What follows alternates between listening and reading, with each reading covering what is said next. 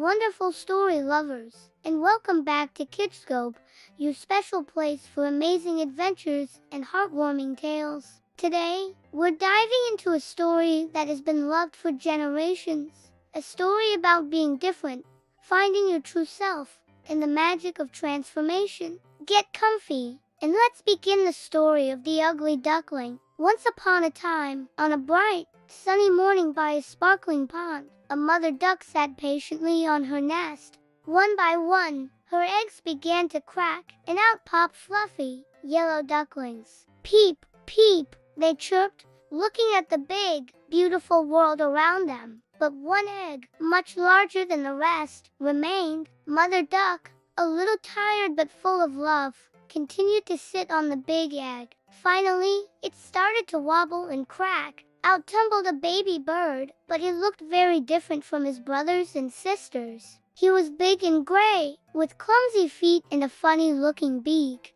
Peep, he said, in a voice that was more of a croak. The other ducklings pointed their little wings and giggled. He's so gray and ugly, they quacked. Mother duck gathered all her ducklings under her wing. He is my baby, and he will grow to be strong and handsome, she said, defending her last-born. But secretly, even she was a little worried. He just didn't look like the others. As the days turned into weeks, the big, gray duckling tried his best to fit in. He tried to swim as gracefully as his siblings, but he just splashed awkwardly. He tried to quack like them, but his voice was deep and hoarse. The other animals on the farm weren't very kind, either. The chickens pecked him, the turkey gobbled at him, and even the farm cat hissed when he came near. Go away, you ugly thing, they all seemed to say. His own brothers and sisters were the worst. They would nip at his feathers and chase him away from the food.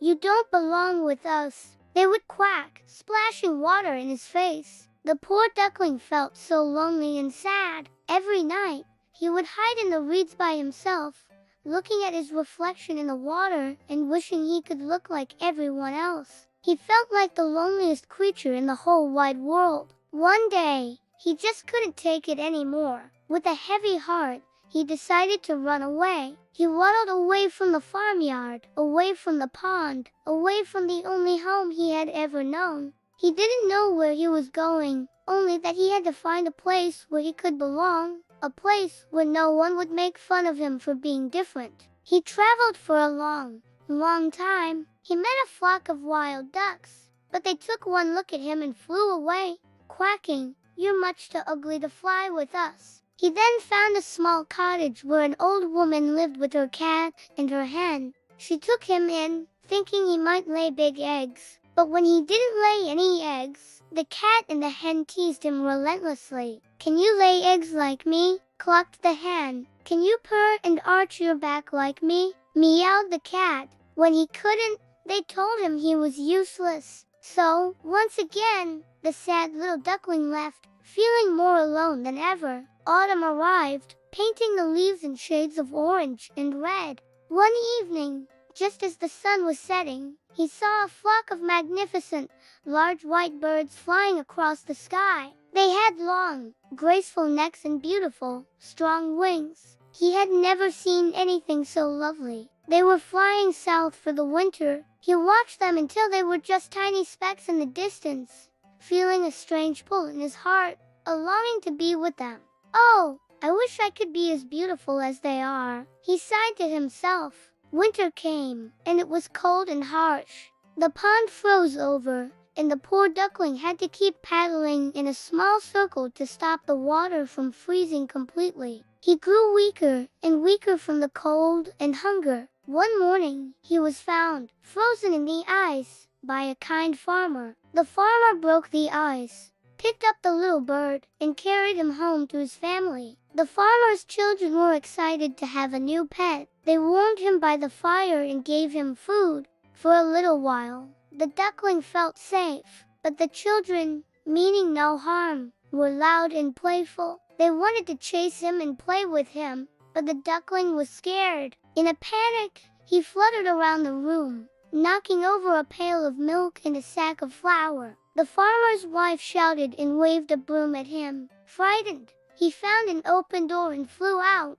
back into the freezing cold of winter. He spent the rest of the long, hard winter hiding in a marsh, finding just enough food to survive.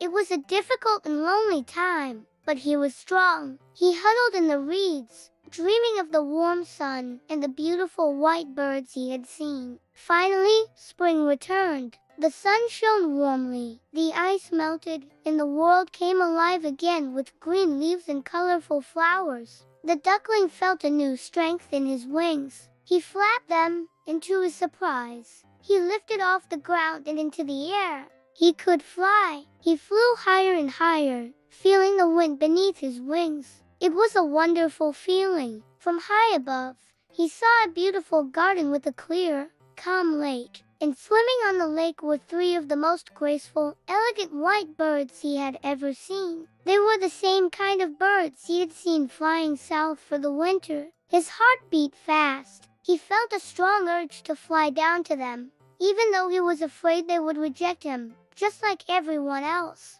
He thought, it is better to be rejected by these beautiful creatures than to be pecked by ducks and hens. He circled down and landed gently on the water near them. The three magnificent birds swam towards him. He lowered his head, expecting them to chase him away. He looked down at his reflection in the clear water, preparing for the worst. But what he saw in the water wasn't a clumsy, gray, ugly bird. Staring back at him was a reflection of a beautiful, graceful bird with a long, elegant neck and pure white feathers. He was stunned. He was one of them. He wasn't an ugly duckling at all. He was a swan. The other swans swam around him, nuzzling him gently with their beaks. "You are one of us," they seemed to say. He lifted his head and let out a joyful cry. Some children who were playing by the lake saw him. "Look," one of them shouted, "there's a new swan, and he's the most beautiful one of all."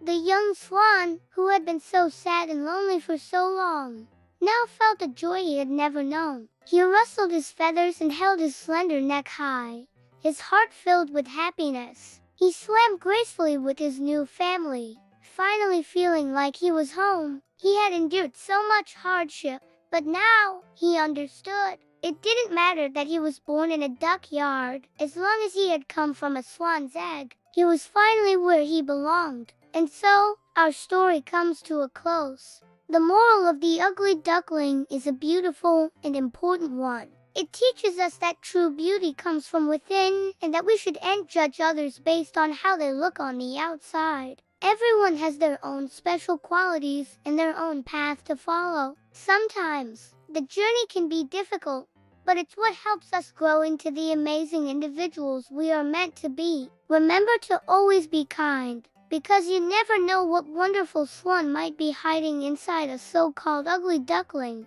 Thank you for joining us on KidzScope for this wonderful story. We hope it filled your heart with warmth. Don't forget to like this video, subscribe to our channel, and hit the notification bell so you won't miss our next adventure. See you next time, story lovers.